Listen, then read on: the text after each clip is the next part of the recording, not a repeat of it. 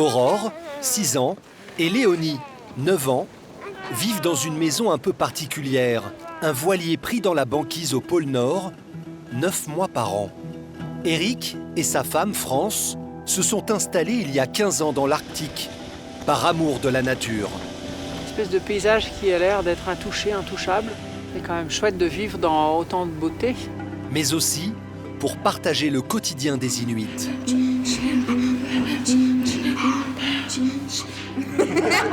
Depuis 3 ans, ils ont jeté l'ancre de leur bateau vagabond à proximité de Qikiqtarjuaq, un village de 500 habitants isolé du Grand Nord. Tout arrive par avion, tout ce qui est frais arrive par avion.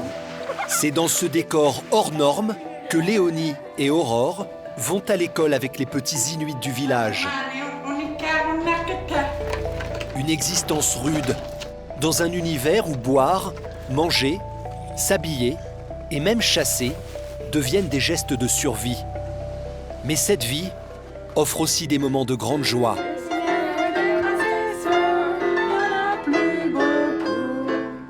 Comme cette période unique de l'année, la sortie de la nuit polaire, un moment magique où le soleil revient après 3 mois d'absence.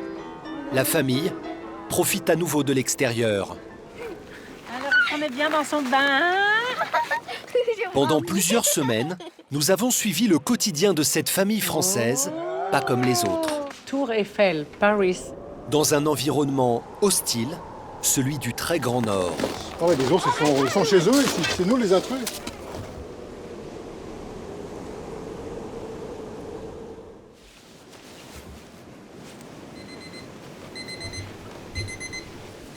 Super.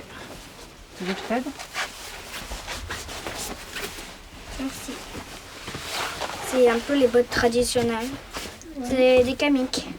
Il y a une parka, et puis là une petite veste dessous qui glisse bien, c'est pratique sur la parka. Et puis qui tient chaud aussi. Il est 8 h du matin, et comme tous les petits Français, Aurore et Léonie se préparent pour aller à l'école. Et par moins 28 degrés, pas question de s'habiller à la légère. Pour l'école inuite, pas de cartable, mais un petit sac de survie avec l'essentiel pour parer à tous les dangers. L'école est à 4 km par la banquise. Dans ce petit sac, il y a la VHF pour communiquer, le GPS s'il y a du brouillard. Et le pistolet d'alarme. Pistolet d'alarme, ouais, pour les ours. Ouais. On n'a pas le fusil tout le temps, mais au moins un pistolet d'alarme. Il suffit qu'on tombe en panne et puis qu'il y ait un ours à ce moment-là, qu'on puisse au moins revenir au bateau ou bien aller jusqu'au village en sécurité. On y va les filles?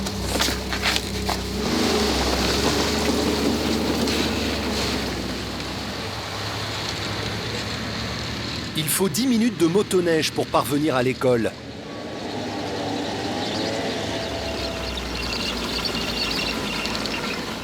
En France, Aurore serait en CP et Léonie en CM1. Mais ici, l'apprentissage est différent. Un mélange entre les traditions inuites et les bases scolaires canadiennes. Durant l'école primaire, les cours sont dispensés exclusivement en Inuktitut.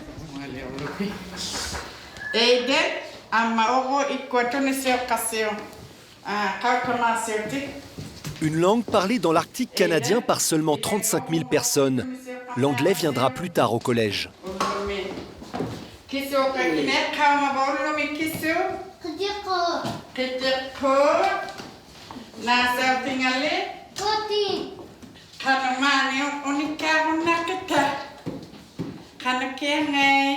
Aurore ne maîtrise pas encore cette langue très complexe, mais elle s'y applique. Pendant qu'Aurore apprend à écrire, Léonie, elle, est en cours de travaux manuels. Elle se forme aux bases de la vie sur la banquise.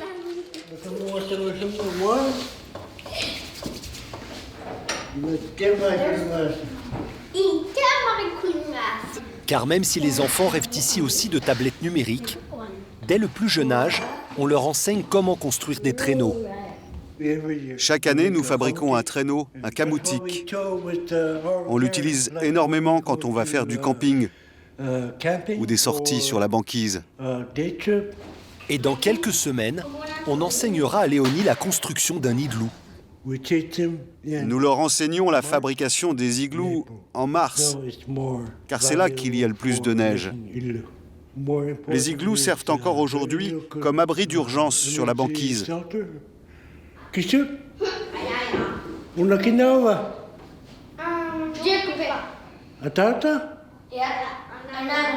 Mais le moment que les enfants préfèrent, c'est à la fin de l'atelier quand le professeur les laisse manipuler ces dernières sculptures en os de baleine ou de narval.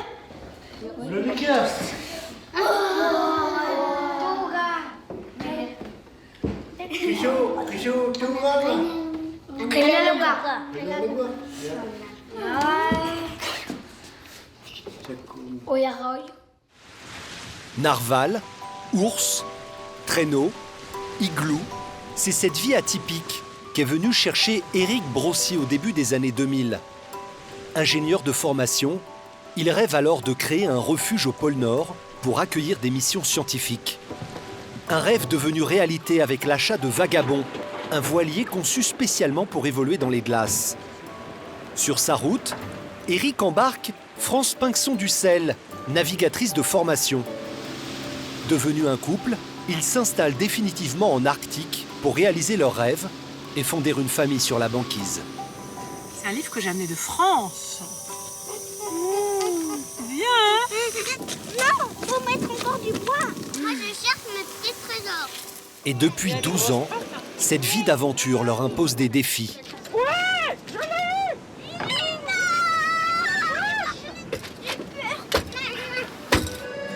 Mais leur offre aussi des rencontres et toutes sortes de plaisirs uniques. Ouais, comme ça. L'autre main, oui.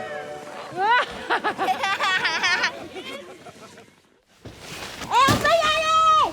Papa, on peut y aller. Et l'un de ces plaisirs a lieu toutes les 2 semaines. Un rituel vital. La famille doit partir faire des réserves d'eau douce.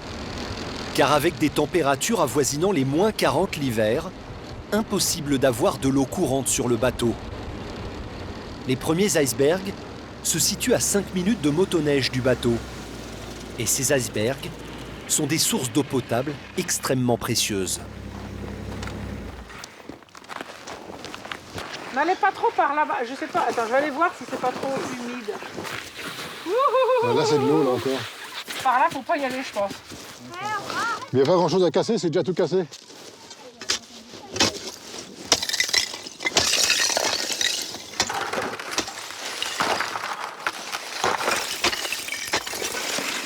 C'est notre future eau pour boire, pour se laver, pour faire la vaisselle, pour manger.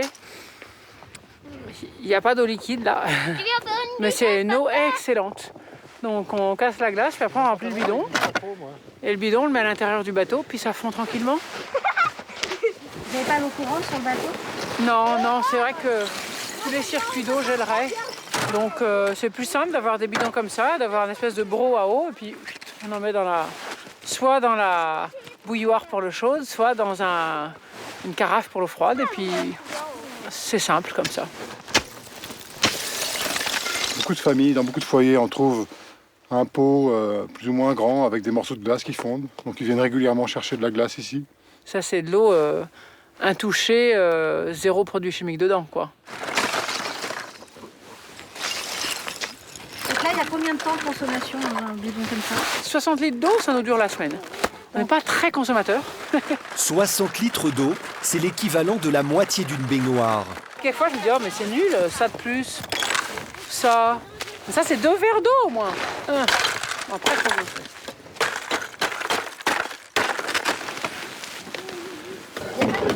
Ça vous fatigue de fonctionner comme ça? Si ça nous fatigue? Non, pas du tout, non. Au contraire.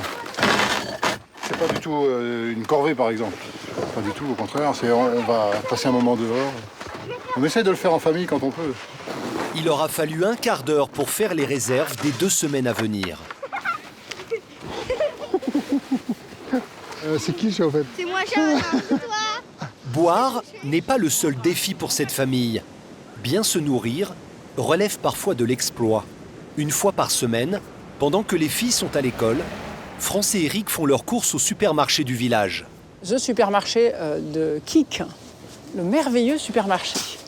Mais ici, les arrivages sont aléatoires et les prix exorbitants.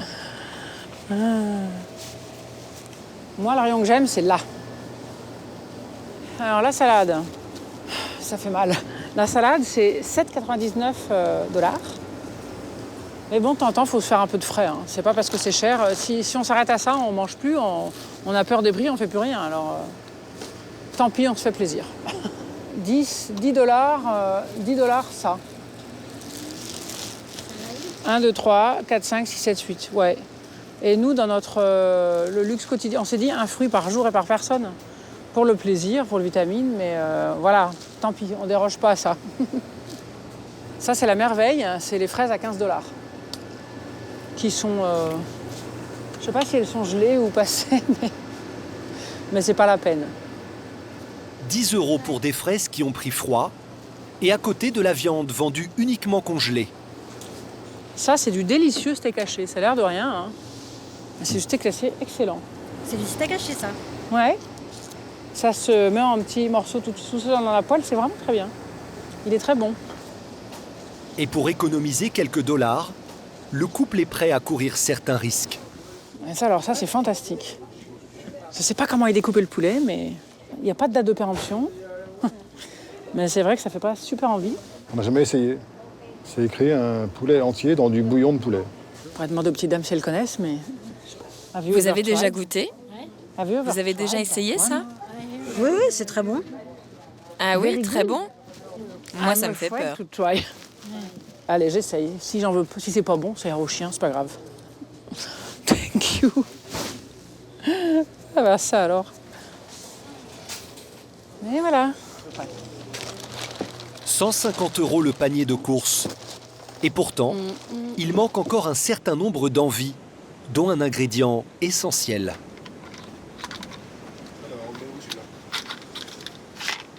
Bon, alors je vais ranger mes petites aquarelles. Et puis je vais aller préparer le peng. Je ne sais pas. Je lui ai dessiné juste un tronc. C'est le placard à farine.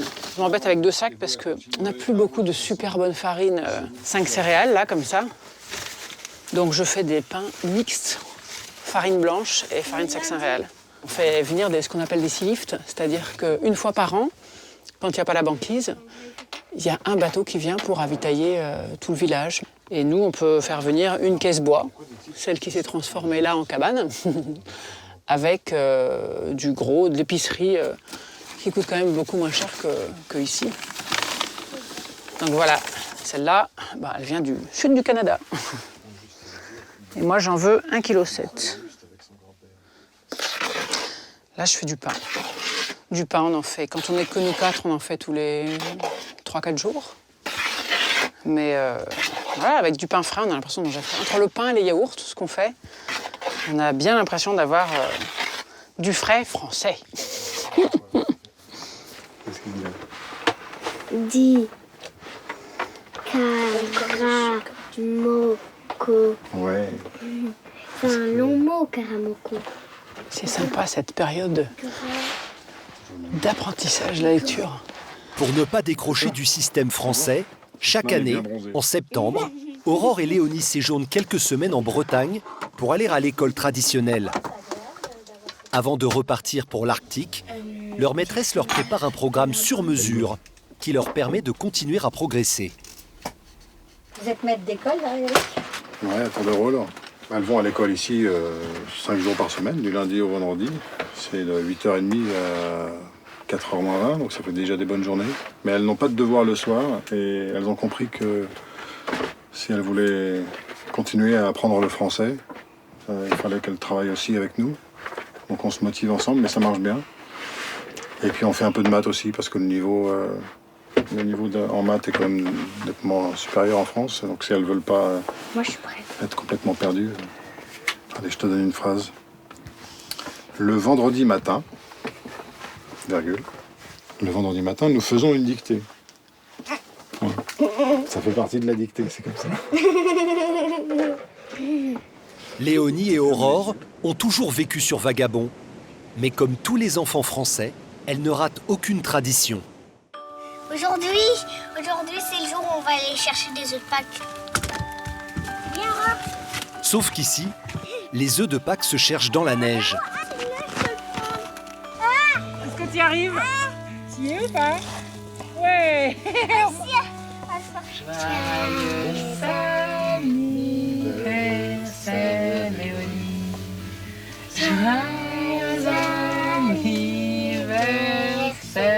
Et depuis 9 ans, Léonie a toujours soufflé ses bougies au cœur de la nuit polaire.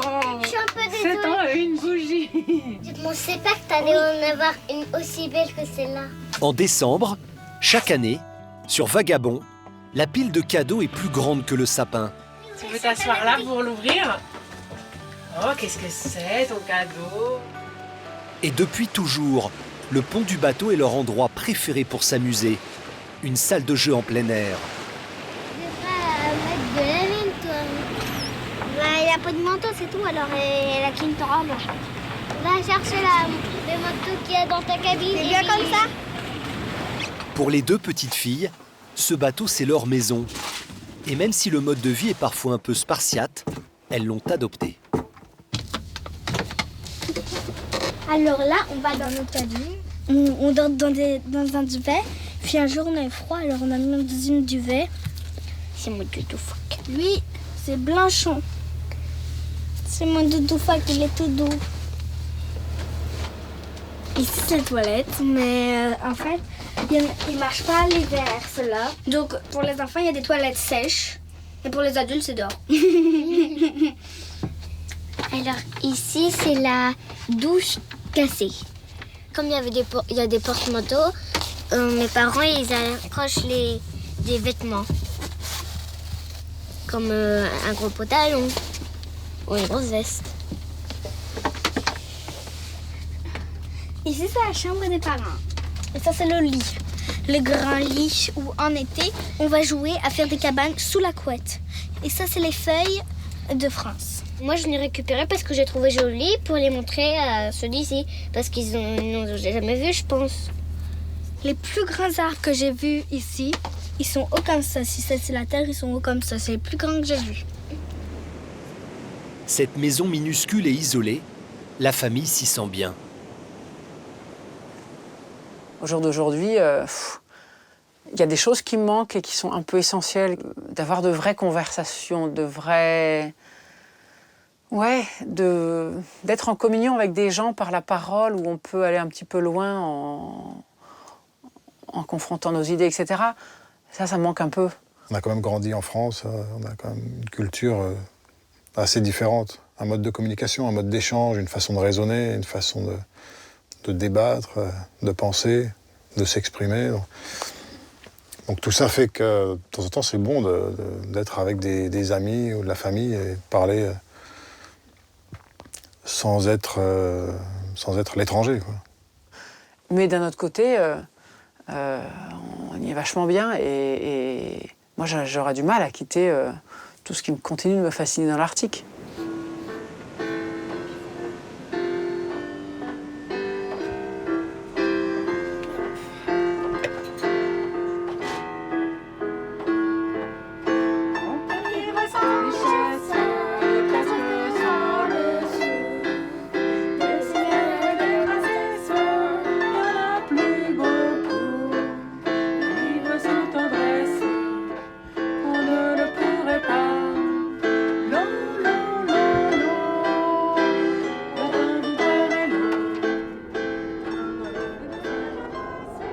Ces petits moments de détente ne durent qu'un temps.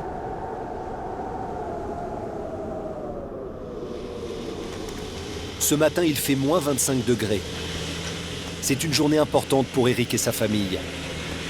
Ils doivent s'aventurer au large de la banquise pour aller chasser le phoque. Une chasse délicate.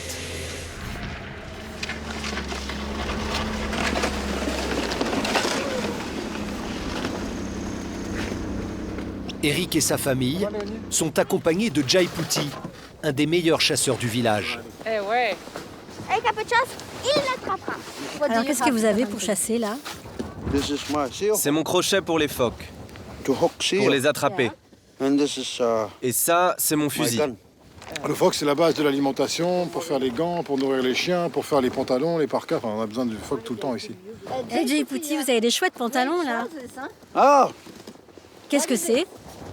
c'est des pantalons traditionnels inuits en peau de phoque. Et qui c'est qui les fait? Ma femme les fabrique pour moi et cela tient chaud. Et il faut combien de phoques pour faire ça? Peut-être 3. Tu penses que ça va attirer les phoques qui vont les sentir? Oh, un gros phoque, j'arrive. Jaiputi va s'installer quelques mètres plus loin au-dessus d'un trou creusé par les phoques pour respirer. Il va guetter ici l'animal. Une affaire de patience. Il faut surtout rester parfaitement immobile. Pendant ce temps-là, la famille s'installe dans un premier temps à une centaine de mètres. Aurore, tu veux des amandes? Ok, j'arrive. C'est l'heure du goûter, oui. Oh non, il n'y a pas d'heure de goûter, on mange tout le temps. Il faut du carburant, comme dans les machines, pour rester chaud. Donc il faut toujours être actif, se nourrir, boire. Là, vous avez combien de couches? Enfin, pas beaucoup, parce qu'aujourd'hui il fait que moins 20, donc je dois avoir 2 paires de chaussettes, 3 sur les jambes et peut-être 5 en haut avec la parka. Moi, je cherche toujours à être plus grosse pour avoir plus chaud. Je sais que j'ai pas une super circulation. J'ai froid avant Léonie en général. Léonie, elle circule super bien, donc elle sent chaud, ça va. Il y a aussi l'alimentation. Ah ouais. Et c'est vrai que dès qu'on mange de la viande, on se rend compte à quel point ça nous donne de la chaleur. Le phoque, c'est dingue. Si tu manges du phoque, derrière, t'as chaud partout. Après cette courte pause, Eric fait des tours de motoneige pour rabattre le phoque vers le chasseur. Et justement, après 20 minutes d'attente, il suffit d'une seule balle à Jaiputi pour atteindre sa cible. Les corbeaux qui viennent voir ce qui se passe. Une fois l'animal tué, le plus dur reste à faire. Hisser le phoque sur la banquise. Est-ce qu'il va pouvoir passer? Mais il n'y a rien de plus glissant qu'une peau de phoque. Je vais le tirer comme ça. Essaye de ton côté. Non, plus par ici. Ce n'est pas le plus gros, mais pas le plus petit non plus.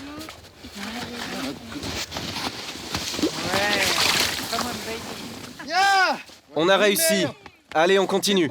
La fourrure est fantastique. Chaque femme du village va la vouloir.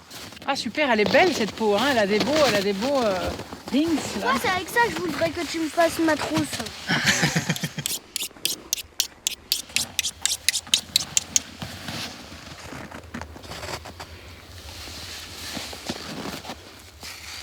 Waouh, tu fais ça bien. Une fois que tu as pris l'habitude, c'est comme faire du vélo.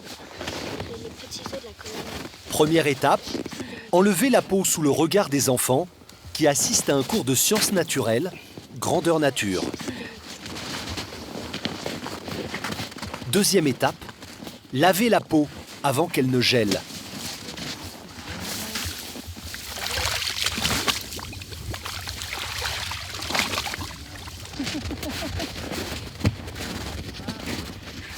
Qu'est-ce que vous allez faire avec cette peau, France? Ben, la peau, on va la dégraisser et puis la traiter quoi, pour pouvoir coudre, pour pouvoir faire des moufles ou... Bon, les kamiks, je sais pas si j'aurai le courage de refaire des kamiks, c'est vraiment très long. C'est quoi les kamiks? C'est les bottes en peau de phoque comme Léonia et Aurore et moi aussi, mais je les ai pas portées là. Mais c'est vrai qu'elle est belle celle-là, hein. Elle est vachement belle. Alors vous êtes content de votre phoque? Oh oui, très content. Dans le phoque, rien ne se perd. Même la graisse est utilisée. Et qu'est-ce que vous faites avec la graisse? Avant, on l'utilisait pour se chauffer, mais maintenant, on ne s'en sert que pour cuisiner. Le secret du phoque, il offre une petite douceur qui plaît aux enfants. Léonie aime manger le sang. C'est comme une friandise. Vraiment? Oui, c'est presque sucré. C'est quelque chose que tu aimes? Eric, ça a quel goût le phoque cru comme ça? Quand il est pas vieux, il est bon, hein. C'est pas fort du tout. C'est de la viande. Hein. Donc c'est une bonne journée alors. Ah ouais, ça c'est bien. De la bonne viande, une belle peau et un bon moment dehors. Tout pour plaire. Une peau, c'est 2 paires de moufles pour adultes ou une paire de bottes pour enfants. Il faudra choisir.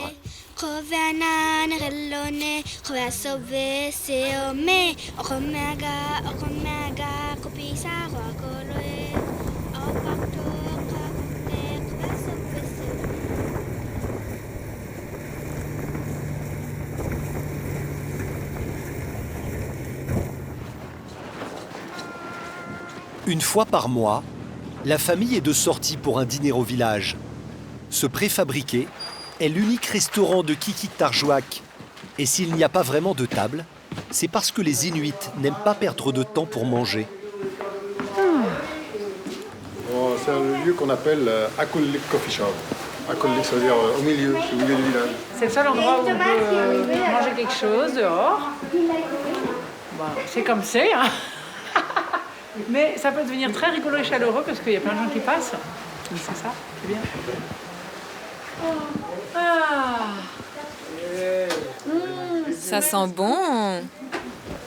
En général, c'est plutôt hamburger, hot dog, soda, toutes sortes de sucreries.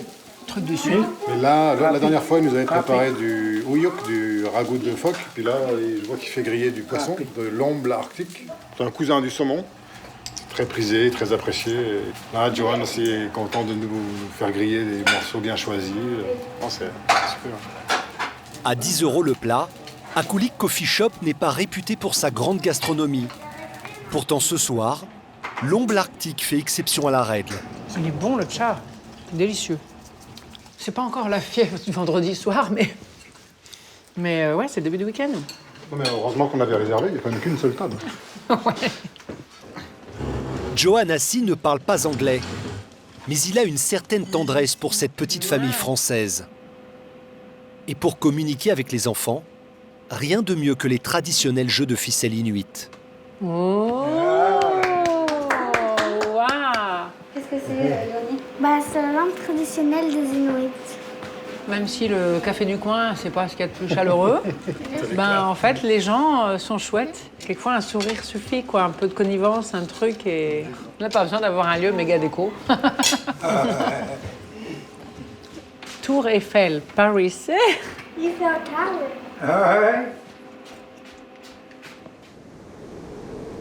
Pendant que les filles sont à l'école, les parents travaillent. Leur bonne connaissance de l'Arctique permet à Eric et France d'assurer des mesures scientifiques toute l'année pour de nombreux laboratoires internationaux. C'est tellement excité qu'il me fait faire des tours.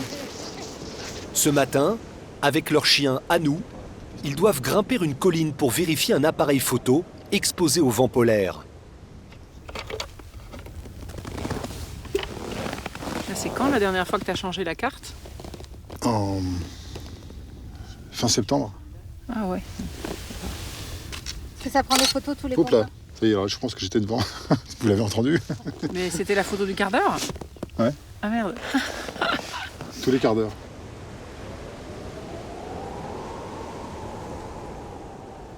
Ces timelapses, ces appareils photo qu'on a installés en différents endroits stratégiques, aident les scientifiques à mieux comprendre comment ça se passe au moment de la débâcle, qui est beaucoup plus rapide que l'embâcle. L'embâcle, c'est quand le froid s'installe, la mer est figée par le froid, commence à s'épaissir, et puis ça finit par faire de la glace, et c'est la formation de la banquise. Qu'est-ce que vous trouvez beau? Qu'est-ce qui vous transporte dans ce paysage? Moi, je dirais que c'est la pureté qui se dégage des lieux. La pureté, l'espèce de paysage qui a l'air d'être intouché, intouchable par l'homme. Même si on le traverse, ça laisse tellement peu de traces. C'est quand même chouette de vivre dans autant de beauté. Même après une douzaine d'années de vivre sur la banquise, moi, je ressens aucune lassitude, hein, c'est sûr. Et aujourd'hui, les manipulations vont s'enchaîner pour Eric. Ça, c'est une petite tarière, un gros tire-bouchon. La banquise est un terrain de jeu qu'il connaît bien, mais qui garde encore bien des secrets. Ah, je sens que ça devient mou. Tous les 3 jours, il en mesure l'épaisseur. La banquise, c'est simplement la surface de la mer qui a gelé. Là, je vais mesurer l'épaisseur de la glace. Et ça me permet de suivre la croissance de la glace à partir du moment où la mer commence à geler en novembre, octobre-novembre. Donc elle va épaissir jusqu'à avril, jusqu'à 1m20, 1m30 d'épaisseur, et puis rediminuer rapidement pour disparaître au mois de juillet. Ces mesures sont précieuses pour les scientifiques. Elles permettent de surveiller le réchauffement de la planète. Donc là, on voit 77 cm. Le plus efficace pour illustrer le réchauffement climatique, c'est tous les témoignages des gens. Il y a 10 ans, il n'y avait pas de moustiques ici, par exemple. Alors que là, maintenant, c'est un peu la panique. L'été, ils ont tous des espèces de grandes moustiquaires qui les recouvrent. On voit qu'ils apprennent à vivre avec les moustiques. Pas comme les Québécois, eux, ils savent ça depuis longtemps. Depuis 12 ans, Eric est devenu l'un des meilleurs connaisseurs de cette région du monde. Son regard est précieux pour les scientifiques. Ouais, hein, beau jardin quand même. On s'y attache à ce jardin. Pendant ce temps, France se rend au village pour fabriquer des moufles avec la peau du phoque qu'ils ont chassé l'autre jour. Depuis quelques mois, sa meilleure amie Sarah lui apprend à transformer les peaux. Sarah, c'est la spécialiste des moufles. Des super mythes, super. Et là, la forme est géniale parce que avec ce patron-là, quand on court, la moufle, elle est déjà courbée, quoi. Elle est courbée et on n'a jamais une main hyper tendue comme ça, donc on a la main bien au repos, naturelle là-dedans et on a chaud. Celles-ci sont mieux. Oui, ça va bien autour de la parka. Yeah, it can go here. Parce que ce matin, j'avais froid, c'était trop court. Stop here. So, Il y avait de l'air qui passait. yeah. Pendant que Sarah démarre le nettoyage, France avance sur une ancienne peau tannée il y a quelques mois. Ce qui est fascinant, c'est de voir comment ils savent se couvrir, se nourrir, avoir chaud dans des climats aussi rudes. Et on a vite compris que ça tenait que par leur savoir-faire. Si on était avec nos moufles venues du sud, là, les plus belles soient-elles en France, c'est loin de rivaliser avec la peau de phoque et puis des vrais moufles faits sur place, avec surtout les patrons d'ici. Enfin, il y a beaucoup de choses, c'est dans les détails quelquefois. Mais c'est l'expérience. J'ai appris en regardant faire ma mère. Au début, j'avais l'habitude de l'aider, mais je n'étais pas très bonne. Maintenant, tu as tellement d'expérience. Ce sont mes outils pour enlever le gras. Mon mari les fabrique. Elle récupère tout ce qu'elle peut comme peau. Alors là, c'est les rois de la récup. Dès qu'il y a un chien mort, hop, la peau du chien. C'est super pour faire les tours de moufle. Et les tours de... Le chien, c'est très très bon. Ça résiste bien. C'est un bon poil. Ouais. My turn. C'est mon tour. Ah. This skin is nice. Cette peau est vraiment belle, je ne voudrais pas la trouer.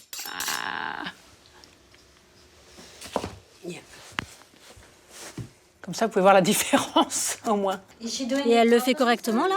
Non. Non. Non, tu vois tout ça? Tu vois la différence?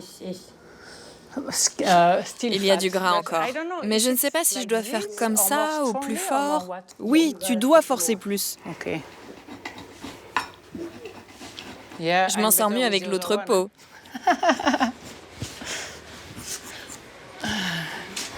Mais j'aime bien me sentir comme une élève ici. Ma culture, c'est pas celle d'ici, donc je reste celle qui a tout à apprendre.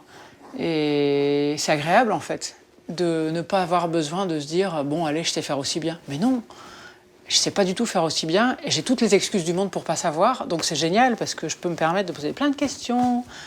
Et puis, ça rétablit un peu l'équilibre parce que il y a beaucoup de Blancs qui sont limite racistes envers les Inuits, et eux se sont sentis pas mal dévalorisés souvent.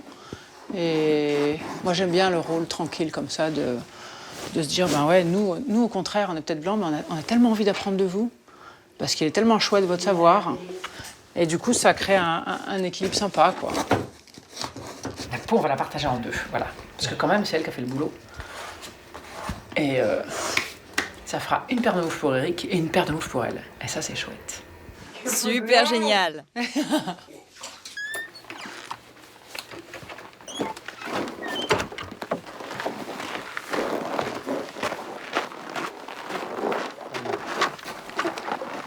Après 4 heures de travail, Sarah fait sécher la peau par moins 30. Alors, fière de votre travail? Oh oui, et je l'aime ce travail. Et je le ferai jusqu'à ce que je meure.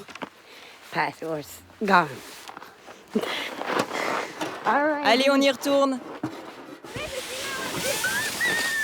À cette période de l'année, la nuit tombe à 14 heures. Après l'école, France, Eric et les enfants se retrouvent au bateau. Aujourd'hui, Aurore et Léonie ont invité tous leurs amis pour un goûter.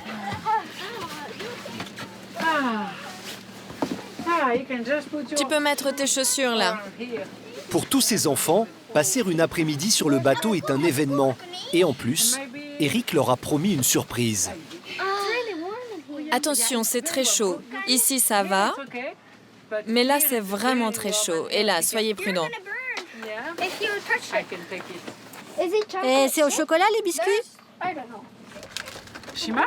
Look, that's the knife I wanted to show you. Look, look. That's the knife. Alors, quelle heure est-il? Il est 4h20. Les filles viennent de goûter. Pour la surprise des enfants, une fois de plus, Eric doit aller manipuler de l'eau, la neige et la glace de la banquise. C'est sûr que si on n'aimait pas la matière, le contact avec la neige, la glace, l'eau, on serait parti depuis longtemps. J'ai eu la chance de travailler pas mal dans les pays chauds et j'avoue que ça commence des fois à me donner envie d'y retourner avec les enfants. Je me dis que faire certaines activités avec les enfants, sans avoir à s'habiller autant, passer plus de temps dehors, toute l'année, ce serait pas mal. Eric prélève du plancton qui servira à des chercheurs français. Bon, il va y avoir un petit peu de glace avec le plancton. Il souhaite faire découvrir aux enfants ce maillon essentiel de la vie sous la banquise.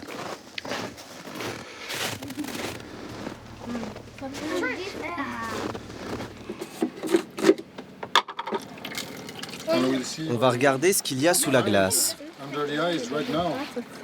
Juste là. Vous avez vu? C'est très petit. Oh, j'en vois un. Il y a beaucoup de sel.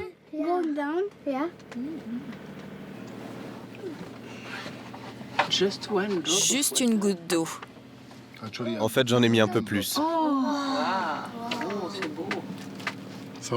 Donc ça, c'est une algue. Et ça, c'est un copépode. C'est vivant? Oui, c'est un phytoplancton, donc une algue. C'est vivant aussi. Mais les copépodes, eux, sont des animaux. Toute une famille de copépodes. Eric, vous allez peut-être créer des vocations comme ça? Oh, moi, je serais ravi parce que ils ont un tel environnement, tel potentiel, que ça vaut la peine d'être curieux. Ils connaissent par cœur les espèces plus grosses, plus faciles à voir, mais celles-là, c'est sûr qu'on surprend assez vite parce qu'ils ne sont pas tous équipés d'un microscope chez eux. Donc. Et c'est quand même la base. Il n'y aurait aucun des animaux marins qui nous entourent s'il n'y avait pas ce plancton. So you have to make maybe the other way, dans l'autre sens. Voilà, hop, tu vois, quand c'est joli. Hein? What's this? I don't know. So small. Si Eric aime ces moments de partage, il a aussi besoin de son espace à lui.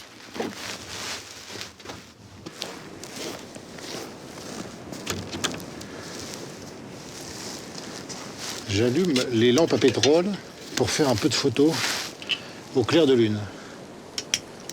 C'est un prétexte pour passer un peu de temps dehors quand la lumière est magique comme ça.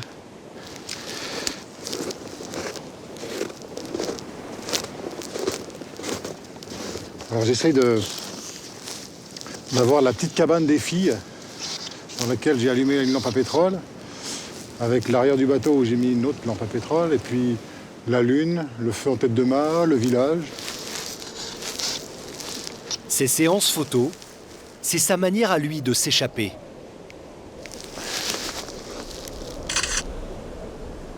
c'est un moment très privilégié. C'est quelque chose de très important quand on vit avec beaucoup de promiscuité comme ça, même si c'est la famille, de connaître ses besoins. Et on a tous besoin d'avoir des moments à soi pour trouver une harmonie, trouver un équilibre au quotidien.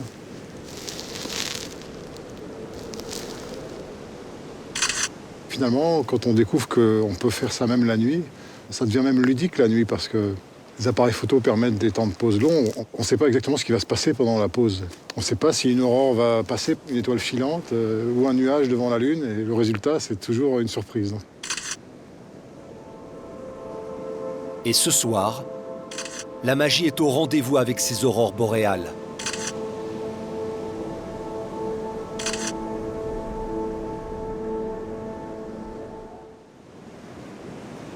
Ce matin, c'est le 15 janvier, une date que tout le monde attend avec impatience depuis plusieurs semaines. Mais voilà. On n'avait pas vu le soleil depuis fin novembre et on est 15 janvier. Alors c'est sûr que la région est belle avec toutes ces montagnes, mais même si on a de la lumière, le soleil, on s'aperçoit quand il revient quel point c'est intense. Hein. Ça fait du bien, ouais. Quand on est dans la nuit polaire, on est content d'y être. On est content d'y être, c'est cosy, c'est chaleureux tout ça. Mais quelquefois, je dirais surtout à l'intérieur du bateau, le noir, ça peut être aussi un peu une contrainte parce que tu vois toujours un peu à moitié, un peu ceci. Il y a des efforts d'adaptation, quoi. Et puis, moi, je pense que ça joue un tout petit peu sur le moral quand même. Et là, oh, c'est léger, c'est agréable, c'est l'énergie, quoi, qui revient. Mais nous, on a le soleil en premier parce qu'au village, ils sont dans l'ombre. Ils n'ont pas encore le soleil. Parce que c'est nous qui avons l'horizon le sud le plus dégagé, en fait, là. Le retour du soleil est un tel événement que le village entier se réunit pour le célébrer. Pour ce grand jour, la municipalité invite les villageois à se retrouver devant la mairie pour profiter ensemble des premiers rayons. Au programme, sculpture de neige. L'occasion pour France de s'essayer à une discipline que les Inuits pratiquent depuis toujours. On ne peut pas gagner que ça ressemble à un ours, mais bon, on fait comme on peut. Hein. Ça va ressembler à rien. À la fin, ça ressemblera à une pierre. Allez, vas-y, continue. Pour la mairesse, ces moments sont importants pour les liens entre les villageois. Nous, c'est la première fois que nous faisons ce genre d'événement. C'est très enthousiasmant. Nous n'avons pas vu le soleil depuis au moins 3 mois, donc cette fête a vraiment du sens. Pour s'amuser et se réchauffer, les villageois sont invités à se mesurer lors d'un concours typique du Grand Nord, un concours de thé. Le premier qui réussira à faire bouillir de l'eau recevra une enveloppe de 100 €. Et par moins 25, c'est un défi. Ils partent d'un réchaud éteint, donc il faut allumer le réchaud, faire chauffer l'eau, mettre le sachet, et puis dès que ça bout, on gagne. Moi, je suis bien contente d'avoir amené notre petite cuillère marocaine, tiens. Elle est bien, la femme, parce qu'elle retient la chaleur malgré tout. Uh-huh. 1, 2, 3, go!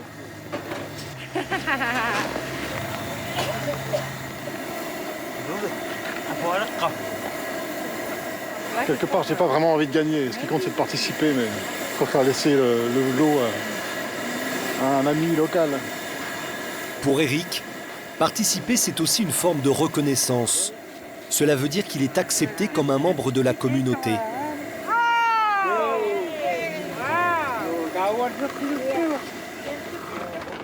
Ce que tout le monde guette aujourd'hui, c'est la distribution de poissons. Ici, le chômage dépasse les 30% et au prix de la nourriture, c'est un cadeau.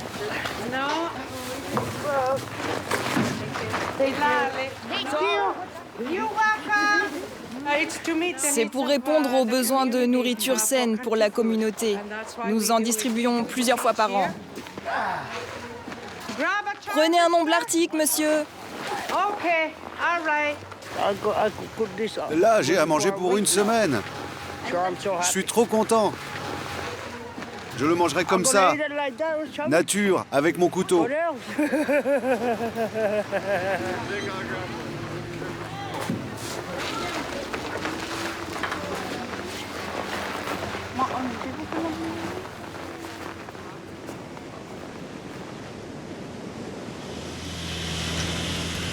Le retour du soleil, c'est aussi le plaisir de profiter de l'extérieur. Ce matin, il fait relativement doux.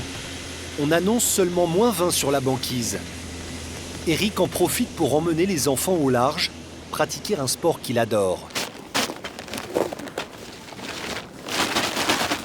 C'est quoi ça? C'est mon matériel de plongée. C'est un beau jour pour aller plonger, non? Et dans quelques minutes, Eric va plonger dans ce trou que France est en train d'ouvrir. J'entends comme un bruit que l'eau est bientôt là. Alors, en ce moment, il fait pas froid, mais on est à -20, -22 peut-être. Normalement, cette saison, c'est plutôt -30. Donc aujourd'hui, c'est une bonne journée pour plonger. C'est parfait, il n'y a pas de vent. On va peut-être même voir un bout de soleil pas longtemps. Pendant qu'Eric et France creusent le trou, Léonie, Aurore et leur ami Sean découvrent des traces inquiétantes. Il y a pas longtemps, on a vu une maman et 2 oursins. Donc justement, c'est peut-être cette trace parce que là, il y a une maman et 2 oursins. Je pense que c'est soit un ourson, soit les pattes arrière de la maman. Bon, il y a Aurore qui a vu des traces d'ours à côté. Donc... il vaut mieux être prêt quand on est distrait par ce qu'on fait avec la plongée. Ah ouais, les ours, ils sont chez eux ici. C'est nous les intrus. Et tout le monde ici sait que ces animaux ne sont pas farouches. Ils peuvent s'approcher très près, comme il y a quelques semaines à proximité du bateau.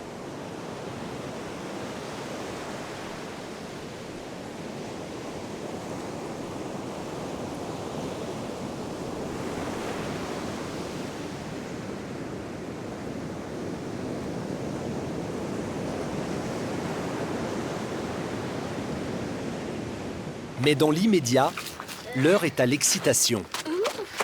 Waouh, t'es toute fumante. Car pour Léonie, c'est la première fois qu'elle se baigne dans ces conditions. L'eau est à -2 degrés. Alors, est-ce qu'on est bien dans son bain? J'ai pas oublié. Ah tiens, ah ouais? Et puis il congèle déjà. Mais tu sais, il fait plus chaud dans l'eau que dans l'air. Ah bon? Ah bah alors je préfère être dans l'eau. Ben oui, tu peux. Je suis très content de voir que malgré la complication que ça représente de plonger en hiver sous la glace, on est loin d'être dégoûté. C'est incroyable. Oh mais la banquise, oh bah dis donc, Alors, est-ce que tu as envie elle d'aller... fait ma taille. Là je touche que avec le bout des pieds, je touche le bas de la banquise. Ouais. C'est trop marrant. Ah j'ai pas envie qu'il y ait un requin. C'est comme une baignoire qui fait 10 mètres de profondeur. Ah c'est froid. C'est froid la tête, hein.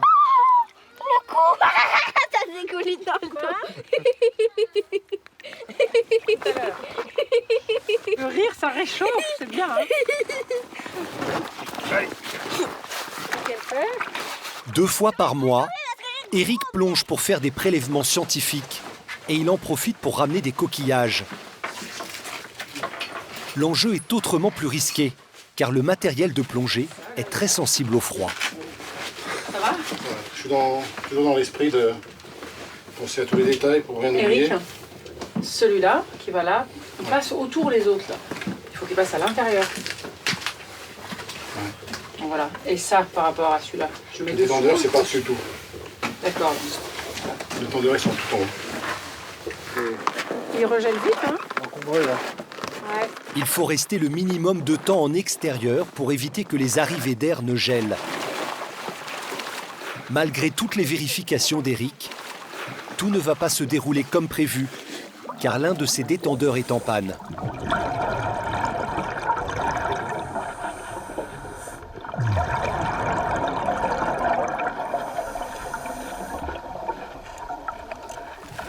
Le détendeur, c'est ce qui met à sa bouche, c'est ce qui amène l'air en fait. Et il y en a 2 parce que comme il y a des givrages possibles, c'est-à-dire que ça givre et puis l'air vient plus, il en a un de secours. Et là, d'office, il y en a un qui ne marche pas. Quelquefois c'est stressant parce que là j'aime pas trop qu'il n'ait pas la sécu, que le détendeur de sécu marche pas. Et là du coup j'ai intérêt de bien être attentif parce que s'il m'envoie 3 coups, ça veut dire qu'il faut que je remonte. Pêcher les coquillages, les clams, peut prendre du temps, car il faut les dénicher sous les bancs de sable.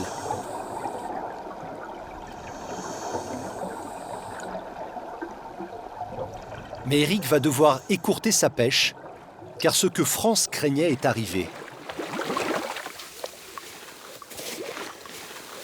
Ça va? Tu veux que je te détache? Sur les tendeurs qu'elle givrait. Là, tout de suite? Ça peut rester un peu plus. Mais... C'est déjà pas mal. Ah, mais c'est sympa, ça. Ouais. Eric a réussi à ramener une bonne quantité de clams. Ah, mais là, c'est cool, on va pouvoir inviter Sarah et Lily et Shima. Ouais. Et puis peut-être en donner quelques-unes à Sean et à sa famille. En fait, c'est ça qu'on aime bien faire, c'est en chez donner la à nos mine. amis qui nous rendent service par d'autres moyens. Quelques heures plus tard, Sarah, l'amie de France, est sur le bateau. Elle est venue avec son mari Lily et leur fille pour un festin de clams. Un plat que les Inuits adorent, mais à $1 le coquillage, ils en mangent rarement. Chaque fois qu'Eric revient avec des clams, on ne mange que ça. Pour nous, à chaque plongée, c'est... Bah, ça donne occasion à un repas de clams. Ouais, moi j'aime beaucoup. Hein. Ouais, c'est un peu festif. On va les faire comme on fait en France avec les moules. C'est très bon avec du beurre, de l'ail. Ok, on va goûter comme ça. On va être 3 là, et puis 1 là, 3 là, 3 là, 1 là. Alors, donnez-moi vos assiettes. Moi, j'ai pas très envie de jus. Il n'y a pas de jus. Vous pouvez mettre vos coquilles là et là. J'adore ça. Tu comme jus là. Vous les aimez comme ça? Même toi, tu les aimes. Ah oui, elles sont très différentes de la façon dont on les fait chez nous. La prochaine fois, on les mangera crus. Ça a plus de goût. C'est important pour vous, Eric et France, de recevoir des gens du village à bord? C'est une façon de rendre l'hospitalité, puisqu'on est accueillis partout, tout le temps, dans toutes les familles. Donc c'est la chance de voyager avec sa maison. C'est un peu dépaysant pour les gens qui viennent nous voir. C'est un bateau, ça ressemble un peu à la France, tout ce qui est à bord. Donc c'est vraiment précieux. On sait que les gens, ils aiment bien le petit cocon vagabond aussi, alors ça fait vraiment plaisir.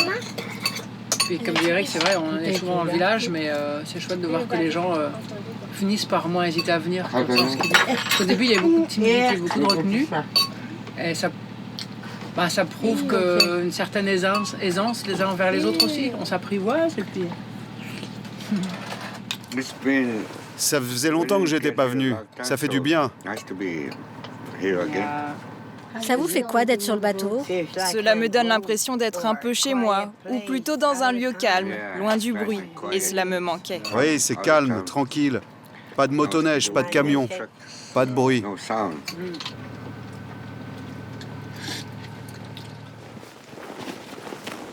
Après le repas, France et Eric emmènent les filles assister à une répétition de chants inuits dans le centre culturel du village.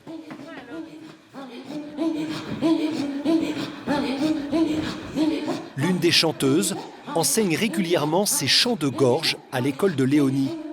Une technique très particulière qui fascine la fillette et qui se pratique généralement en duo.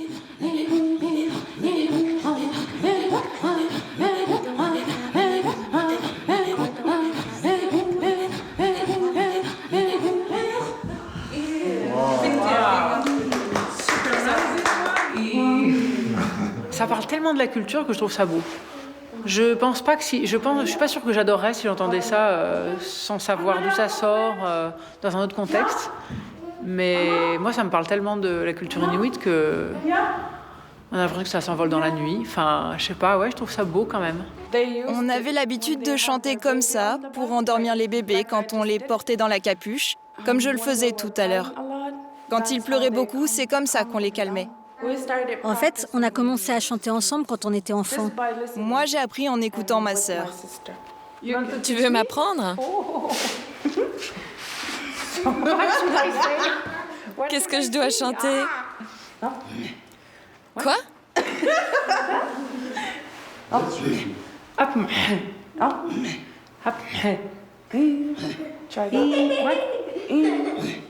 France n'avait encore jamais essayé. Pas facile, hein?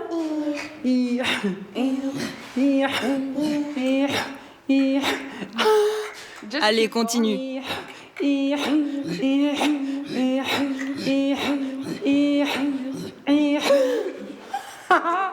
C'est dur, hein? C'est dur de garder le rythme. Ou plutôt de savoir quand on peut respirer. Et de ne pas rire. C'est moi qui mène, ok?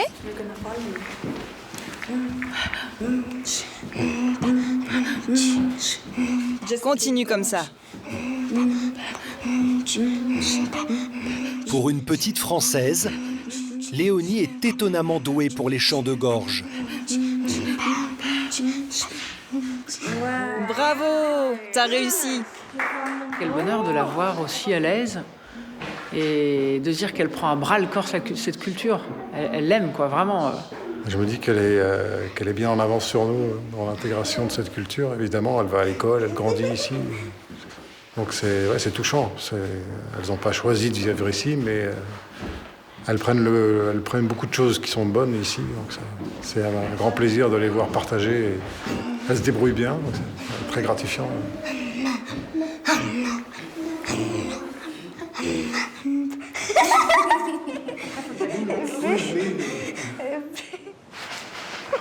Avec le temps, Aurore et Léonie deviendront-elles des adolescentes inuites? Ou est-ce qu'un retour en France sera incontournable pour leurs études? Il est encore trop tôt pour le savoir. Dans les mois à venir, France va donner des cours d'aquarelle aux Inuits et inviter des artistes français.